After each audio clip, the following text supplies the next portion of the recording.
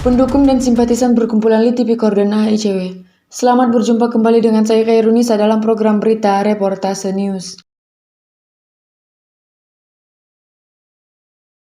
Penggunaan dana bantuan biaya operasional sekolah atau BOS di SMA Negeri 1 Pintu Pohan Meranti, Kabupaten Toba, Provinsi Sumatera Utara, tahun anggaran 2022 dan 2023. Saat ini menjadi sorotan dan perhatian publik. Pasalnya kendati mendapat dana BOS mulai tahun 2022 hingga tahun 2023 yang jumlahnya mencapai ratusan juta rupiah, namun kondisi fisik bangunan gedung sekolah SMA Negeri 1 Pintu Pohan Meranti ini masih rusak. Berdasarkan data yang kami peroleh dari Direktur Data dan Riset Deputi Penyelidikan Perkumpulan Litipikor dan AHICW disebutkan bahwa pada tahun anggaran 2022 dan 2023, Sekolah SMA Negeri 1 Pintu Pohan Meranti ini mendapat bantuan dana BOS sehingga 400 juta rupiah lebih.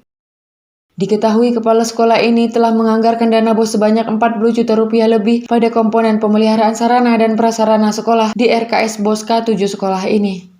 Berdasarkan juknis penggunaan dana BOS, 40 juta dana BOS tersebut digunakan untuk memperbaiki kerusakan-kerusakan yang terjadi pada bangunan gedung SMA Negeri 1 Pintu Pohan Meranti ini. Namun fakta membuktikan bahwa saat ini, kondisi fisik bangunan gedung sekolah SMA Negeri 1 Pintu Pohan Meranti ini masih banyak yang rusak. Karena itu, publik menduga pengelolaan dana BOS di sekolah ini tidak sesuai terhadap juknis penggunaan dana BOS yang ada. Patut diduga bahwa sejumlah dana BOS yang telah dianggarkan pada komponen pemeliharaan sarana dan prasarana sekolah di SMA Negeri 1 Pintu Pohan Meranti ini telah diselewengkan oleh oknum kepala sekolah dan oknum bendahara BOS sekolah ini untuk kepentingan pribadi dan golongan mereka. Hal tersebut diduga kuat telah menimbulkan kerugian keuangan negara. Hal tersebut dapat terjadi karena lemahnya pengawasan dan pembiaran dari Dinas Pendidikan Provinsi Sumatera Utara.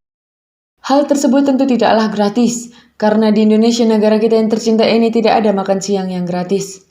Makan siang di rumah makan Bundukan Duang saja kita bayar, apalagi makan siang di rumah makan Sahabat Lamu.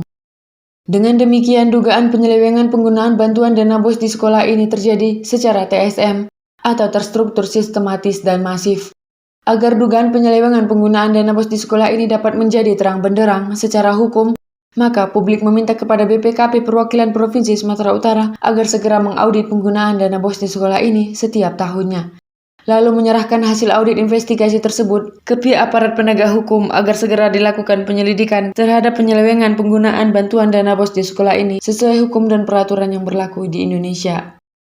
Pantauan reporter Litipikor dan AHICW Channel TV Jumat 5 April 2024. Kaca jendela sekolah ini banyak yang pecah namun tidak diperbaiki. Performance cat dinding sekolah ini ditemukan banyak yang sudah kusam dan pudar karena tidak pernah dicat ulang.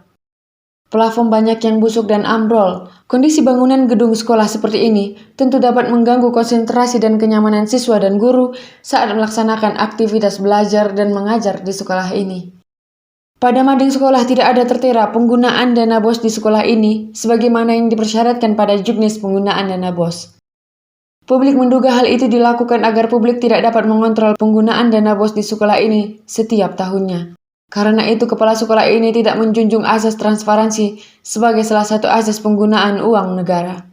Hingga berita ini kami tayangkan, kami belum mendapat konfirmasi resmi dari Kepala Sekolah dan Bendahara BOS SMA Negeri 1 Pintu Pohan Meranti dan Kepala Dinas Pendidikan Provinsi Sumatera Utara.